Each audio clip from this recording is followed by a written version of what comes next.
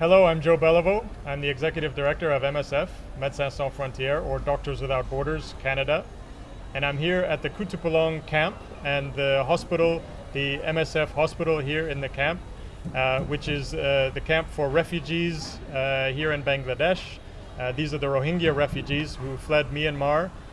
Most of the people who are here now would have fled Myanmar about 9 months ago, following some extreme violence that occurred in Myanmar. And I'm sitting here with Susan Phillips. She's an emergency nurse from the Toronto area in Canada. And I'm very pleased to be sitting here and talking with you today and have the chance just to talk a little bit about what you do here and a little bit about what the situation is like. So perhaps you could introduce yourself a little bit more and just describe what your role is here in the hospital. Sure. So I'm, like you said, my name is Susan. I'm doing infection prevention control for the clinic here, as well as the 3 health posts that we have within the refugee camp where most of the settlements are. So this involves basically maintaining waste management systems within the hospital, as well as medical infection prevention within the practice to improve quality. And what kind of infections would you be most worried about in a context like this? Well, right now, as we're approaching monsoon season, we're most worried about cholera. We do have other diseases here like tuberculosis, measles. We do see polio, chickenpox. Actually, a lot of the diseases that are treated or prevented from vaccinations, which this population doesn't have due to their displacement in Myanmar and probably their lack of healthcare that they have there as well. Mm-hmm. And so you talk about potential cholera outbreak. Can you tell us what is cholera and how might this become a big problem here? Acute watery diarrhea, we call that here. It's a bacteria that's found in the water system or food, and it's transmitted by either eating something that is already contaminated, and oftentimes people will just have a diffuse diarrhea, which can cause severe dehydration.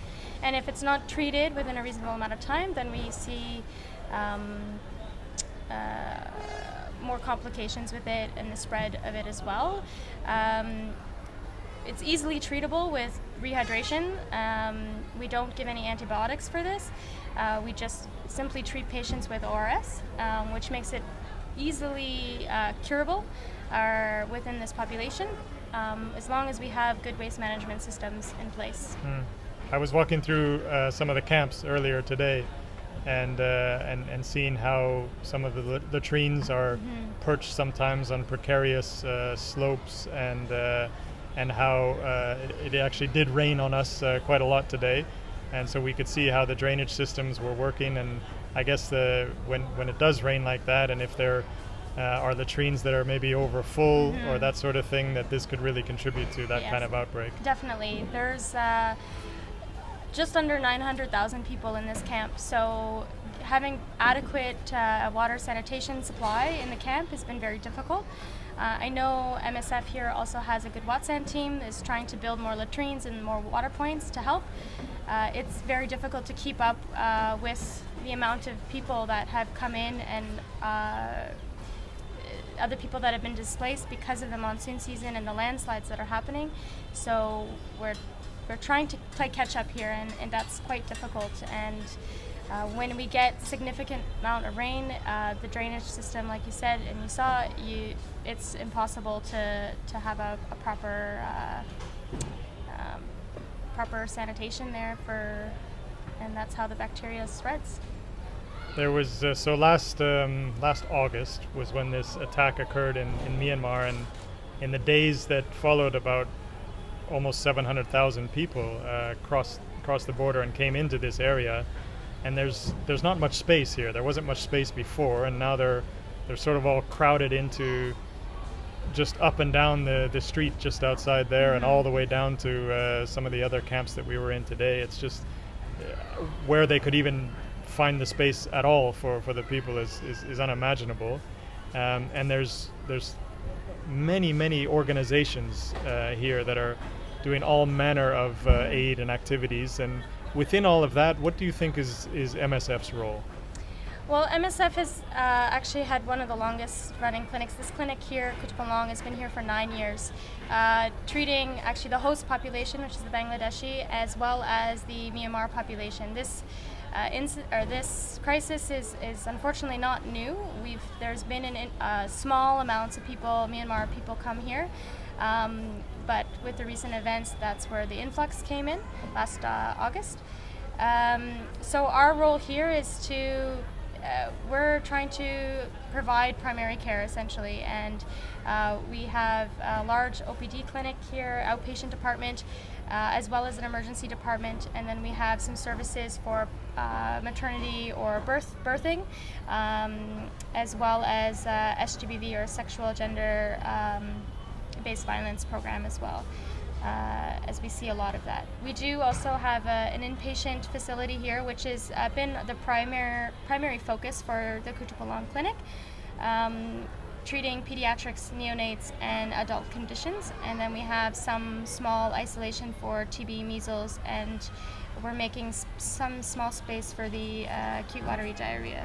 So a whole range. We have a huge range, and since the influx, the scope here has expanded quite significantly. Just to give us an idea of the scale, how many staff are working for MSF right now? So for MSF, let's say per day here on site is 100 staff, actually, roughly just under that. Mm-hmm. And if you want to think about the patients that we see, our OPD center sees about 500 patients a day, and that's not including the patients in our 3 health posts. And our inpatient wards, we have a capacity for 107 people. How many outpatients in a Toronto hospital would they get in a day, do you think? It depends on which hospital you are, but the hospital I work for, we see about 250 patients a day.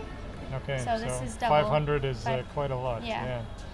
I'm glad you raised the history a bit, and because this actual site has a special meaning for me, because I was one of the managers for MSF involved back in the period between 2009 and 2013, and this place opened up in 2009. So I remember when it just started, it was a much more modest facility back then, and clearly it's had to scale up quite a lot.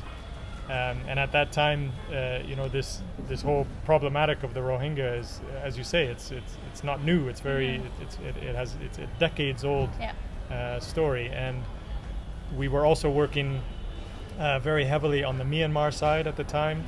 Mm-hmm. We used to call it an open-air prison because people just couldn't move around. They were not allowed to get married. They were not allowed to access health care freely, education.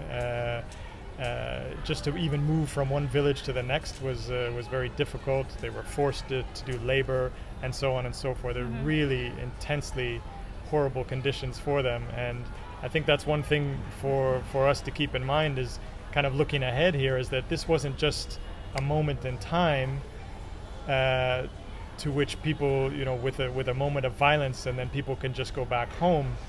I think we have to start thinking ahead. Well, what's next, and what are your thoughts about what is the future? What's next?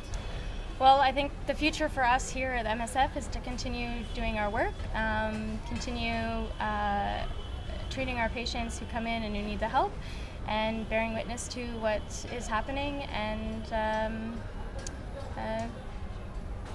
go from there. It's hard to predict the future, so it's always important also to just keep in mind what's happening now as well. And just kind of respond to the needs as they arise and adapt and that sort of thing. So maybe even more generally, what is humanitarian action to you? What does it mean to you, and why are you part of MSF? Humanitarian action, for me, it's we're helping those in need and who can't help themselves, or who don't have the ability because of restrictions that are placed on them from other people. Humanitarian action is to be there for them regardless of what's happening on the other side. And the one thing with MSF is that we're neutral, and this is where I think this is why MSF is good in here, is that we don't we don't take sides, and we're really truly here for the people, and we help the people who require it, and that's really the main reason why I'm here. So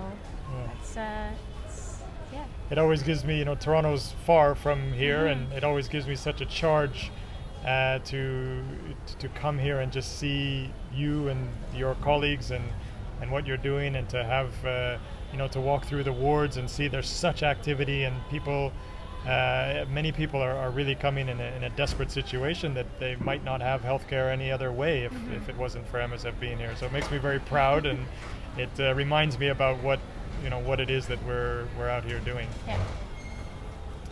I'll ask you one last question, and that is, what is your biggest concern right now, if you look at this whole situation? It's a biggest concern is being able to maintain, being able to stay. There's always a question of sustainability, and places like this, whether or not we can continue our services, whether or not there's enough support from the host country that's allowing us to be here as well,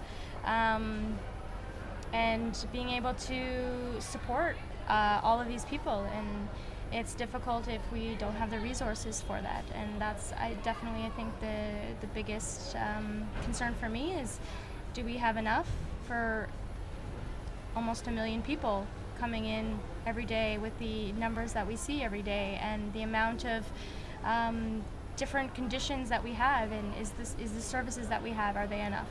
And I think that's the biggest concern for me is.